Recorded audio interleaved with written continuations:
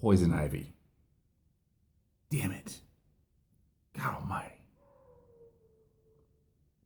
Now I'm out in the woods. Everybody's like, oh, aren't you afraid of bears? Aren't you afraid of snakes? No. There's two things in the woods that really scare me. They're poison ivy and bees.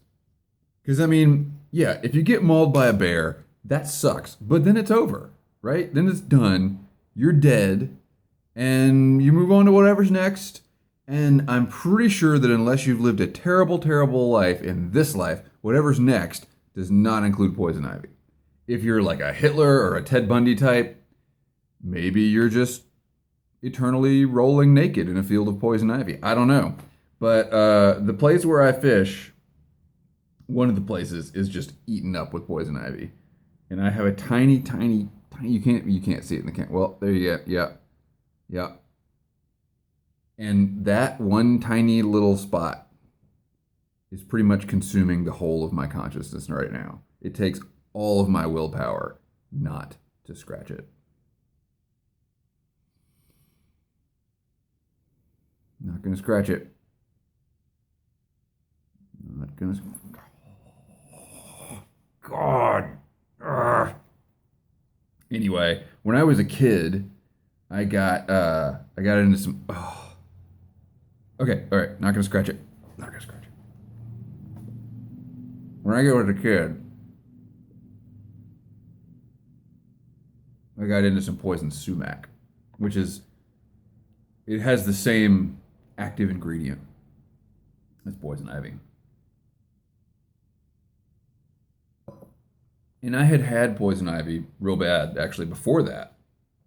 Um, but I guess I guess this time I apparently wallowed in it face first, and it was like 2 days before seventh grade started. So I started seventh grade looking like the Elephant Man. Like my entire face was swollen and puffy and itchy and like oozing and bleeding and um uh yeah. I mean, middle school is hard enough, but when you when you look like one of those masks from that Green Day video, Basket Case, yeah, that's exactly what I look like, and it was pretty rough. It was pretty rough. That stuck with me for a long time. Even after the physical symptoms faded, they were the uh, dickish kids making fun of you symptoms. It didn't really go away. Smoking my Colonel with Frog Morton on the Town, which I am really fond of this blend. This might be on the reorder list if I ever have any budget to order tobacco ever again. I spend all my money on fishing. Don't ever don't ever let anybody tell you. Here are two lies about fly fishing. Number one, it's not that expensive. Bullshit. It's super expensive. Number two, you can save money tying your own flies. No, you can't. No, you can't. I mean, maybe over a lifetime, you might save like 20 bucks. But getting started, ouch. Ouch, man. Buying these packs of feathers for like $39, like for feathers. For feathers. I can buy a whole pillow of feathers for like $9.99 at Target. Why is this one little pack of feathers $39? I don't know. Anyway,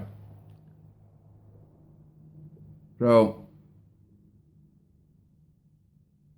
I haven't been ordering tobacco for a while. My cellar is dwindling a little bit, but not too much. Not too much. You know, I did that whole experiment with the Carter Hall where I tried to figure out exactly how long an ounce of tobacco will last me, and I'm actually not smoking as much anymore, so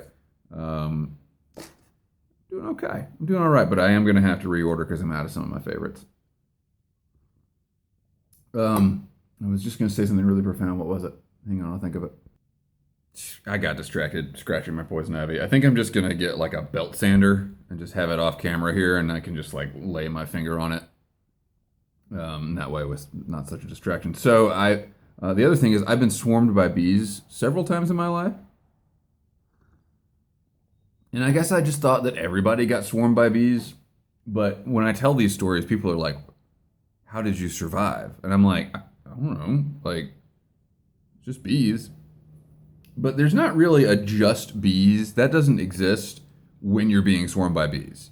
Like, that moment, you're just like, oh my God, these bees are gonna carry me away to their bee lair and do horrible things to me until I die. That's what's gonna happen. And then I'm still afraid of that.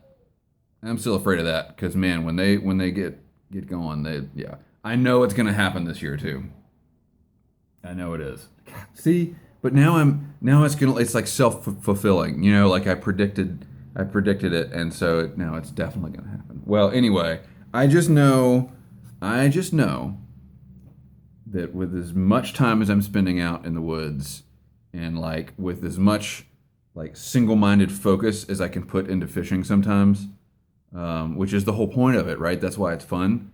But like sometimes I'm like, oh, there's a really good spot right over there across all those brambles and those radiation hazard signs and that pool of toxic waste and Mordor.